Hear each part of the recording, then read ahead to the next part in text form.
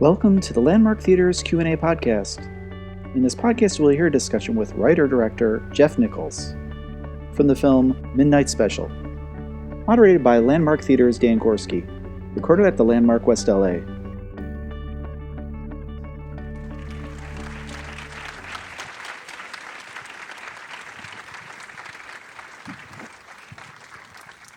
Well, thank you so much for coming. This is really quite a special film. It feels like a very personal story, despite the kind of the out of this world feel to it. And I'm wondering, what was the inspiration for this story? What was that idea that kind of got this story started for you?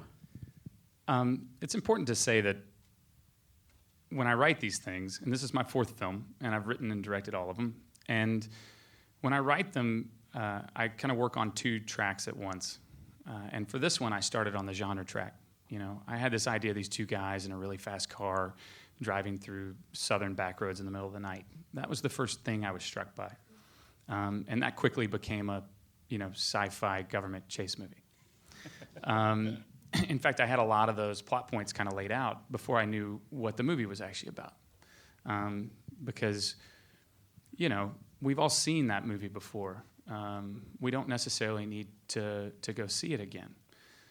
The only thing that's going to make it worth my time and hopefully worth your time is if I attach it to something in my life that's palpable, some emotion that's palpable.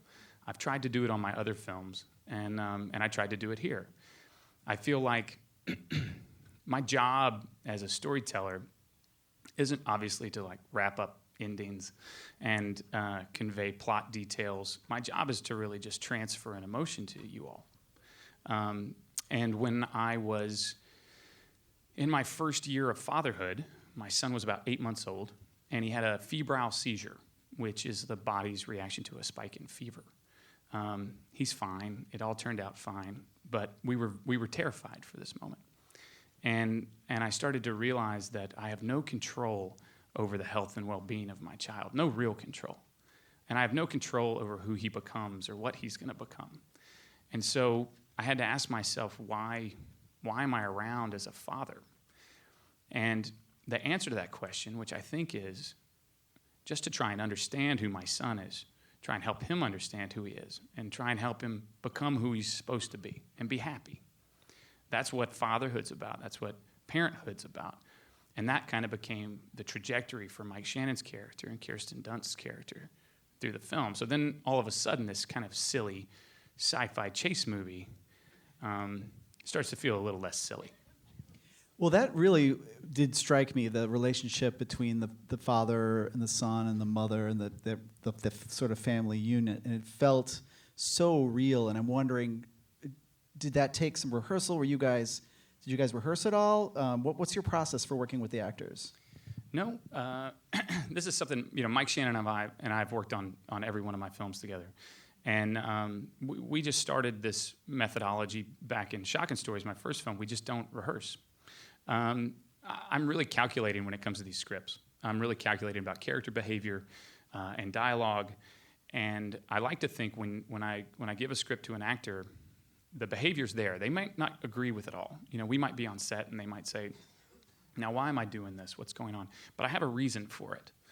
And so what I really like to do is show up on set. The actors all know their lines. They're all amazing actors. They're all very well prepared. And I say, well, this is kind of how I'm seeing this scene. You're going to be over here. You're going to be over here. And I say, I'm going to cover it kind of this way. Is everybody ready? And then we start rolling. And basically, you're just rolling on a rehearsal.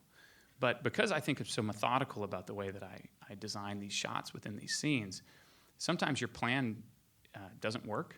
Sometimes it falls apart. And you go back to those first and second takes where everybody was still kind of figuring out the mechanics, and you find some of the most honest stuff. It helps kind of bail you out of a corner you may have painted yourself into. So no, we jump right in. It seems such an exciting way to work, actually, and it seems like you might actually find some surprises in that process. Can you talk about maybe one of the bigger surprises that kind of the actors revealed as you were going through that? Oh, well, that's an interesting question. I don't know. Every time you see these things come alive, in front of you, it's surprising. It sometimes you're like, oh yeah, that's it, and then you can just move on. But other times you find something better. For instance, there's a scene where Kirsten Dunst's character is in a motel room with Joel Edgerton's character. It's after they've been separated on the run. And she says this line about Roy. She says, he believes in something you don't. But that's not the way she said it. That's the way I wrote it. He believes in something you don't believe in, is the way I wrote it. And she said it like, he believes in something. You don't. And that's different. And it's better. Because Joel Edgerton's character is an agnostic. Joel Edgerton's character was a state trooper, you know. He's probably come across wrecks on the highway and seen kids that have died for absolutely no reason. And he just knows that happens. That's the way life is. So I don't care if your crazy religious zealot father is standing on the side of the road saying, he's meant for something. It's like, I don't care. Kids die. That kid's going to die in the grass because look what he just did. And she gave that shading to that line. Now, is that a massive amount of improvisation? No. But did it make the movie better? I think so. Well, that helps to get such great actors. Were these all the actors that you kind of had in mind when you were writing the script? Do you think about actors when you're writing those roles, or do they kind of come to you after you're going through the pre-production process? Well, I wrote this for Mike, you know, and since we'd worked together so much, that was easy. I wrote the religious leader with Sam Shepard in mind. We'd worked together on Mud. But the others, you know, Joel I had just seen in this movie, Animal Kingdom and Warrior. Even in films like The Great Gatsby, I felt like he just stood out in those films. So I have this kind of running list of actors that I keep under my pillow. And hopefully one day I'll get to work with them. But even more than that, hopefully one day I'll meet them and they'll be cool. And then I'll work with them. And that was certainly the case with Joel. You know, I gave him the script. He was shooting another movie in New Mexico, and I went and just spent the day with him. And we just hit it off. I mean, he's Australian, so it's hard not to like him.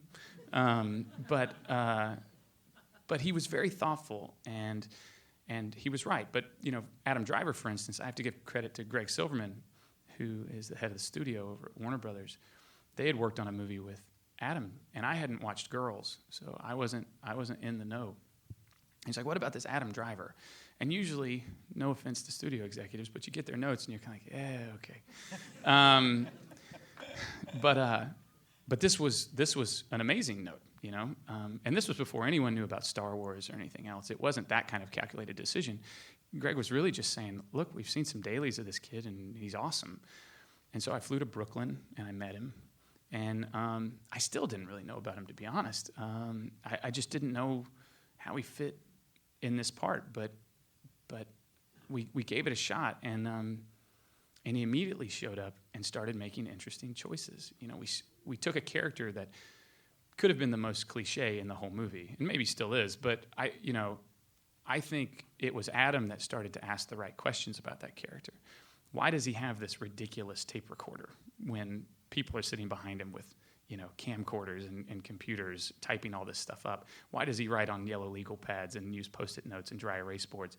And it's because that's the way his brain works. He's an analog guy in this digital world, but he's so damn smart that he's working the math out in this tactile way. And he started to bring all this stuff to life. And I remember in one of the first scenes we did, he sat down at this desk and he like banged his leg into the table and dropped his book bag. And I remember thinking, oh, that's terrible. Should I call cut? And I realized, oh no, like he's being Paul Sevier. Like that's how Paul Sevier enters a room. And again, it just made it better. And I'm quite impressed with Adam Driver. I think, you know, the whole Star Wars thing aside, I think he's probably going to be one of the most important actors of our generation. Wow. I'm going to go to questions in a minute to the audience, but I do want to talk just in general about your stories seem to always have forces that are greater than reality, but played out very real. And I wonder, what is it about those kinds of stories that attract you? What is it about that sort of? I mean, you could have told a story about a family on the run, Sure. over something simple. So what was it about this? Well, one, I want people to come to the theater and watch these things. And I think if I was just making personal dramas, this theater would be much smaller, and there would be less of you here. And so part of it really is like, I grew up in the 80s. I grew up watching movies like E.T. and Close Encounters and Indiana Jones, and I really love those kinds of films. And I want to make films that give people that experience. Now, that being said, I'm not Spielberg. I don't make films like that. I make films like my films. So there's this weird, hybrid child that comes out in terms of Midnight Special. It's that kind of movie. But I think more than that, what gets kind of to the heart of your question is just my worldview. I don't like really depressing movies. I don't think they're a fair representation of how the majority of people see the universe. Sure, there are a lot of cynics out there, but I don't like hopeless films. And that's not the way I want to live my life, and that's not the kind of stuff I want to put out in the world. Now, there's a lot of tough stuff in this movie. There's a lot of dramatic stuff, and there's some heavy stuff. But at the end of the day, I'd like to think it leaves you with maybe a greater sense of things, and that's important. Oh yeah, talk about the casting of the child. He's asking how many kids I had to go through in order to find Jaden. It's a way of putting it. Hundreds. I had a lot of good luck casting these two boys in mud. I also had great luck casting this young deaf girl in my film Take Shelter. I've been really lucky when it comes to casting kids. And I don't particularly like child actors, Well, too often they just show up and they've had kind of whatever innocence is in a real child just kind of beaten out of them. They start to perform for you, and you just see it coming. It's no good. And so we cast this big net through Texas and the Southeast, and I saw all these kids. And they were real kids. But Alton's not a real kid. And that's when Jaden came to me through CAA, through an agency. And he showed up, and he didn't have the honesty beaten out of him. What he did have, though, was this tremendous sense of awareness for the situation that he was in. And I'll try and explain that. It wasn't just that he was highly intelligent, which he was, but it's that he understood who he was talking to and why he was there and what we were doing. And that's really hard to put into a kid's face and eyes, an understanding of the situation at hand. And he had that. Yeah, talk about finding the right locations for the film. A long, long time. My location manager was really nice, but she didn't like me very much. A road is not a road is not a road. And we were based out of New Orleans. We shot the West Texas parts we shot in New Mexico, and the end of the film we shot in the Panhandle of Florida, which is where it was written for. And you would think most film productions, when they're based in a place, they get like a 30-mile radius or a 30-minute radius to get out of the town. And once you go past that, your day starts to become shorter, and you have to start paying your drivers more, and everybody just gets paid more, and you get less time to shoot, and everything costs more. So it's really stupid to go further than 30 minutes away from your home base, which is dictated by where your production office is. On our first day of shooting, we shot the first motel that they walk out of, and that was 3 hours away. It was in Mississippi. And New Orleans has a lot of really crappy motels next to highways, but it just didn't have the right crappy motel next to the highway. And it's more pragmatic than that even. I needed a position of the door to the interstate so that when it starts in this profile shot and turns around, the interstate reveals itself to you that direction. And that the location to their car, from their car to the front desk, was there. And these are all little things that seem really easy, but they're surprisingly hard. And a lot of motels, they look like La Quintas or other things, and like it just needed to look like the right kind of crappy. And so that's just an example. I mean, when you start getting into dirt roads, gravel roads, asphalt roads with a stripe, without a stripe, it took a while. How much control did you have on the product? Well, believe it or not, they gave me final cut on this. So if you don't like it, it's my fault. I think the process was really important. I had the script written. I had Mike Shannon as the lead. And I went to Warner Brothers and said, I love what you guys do.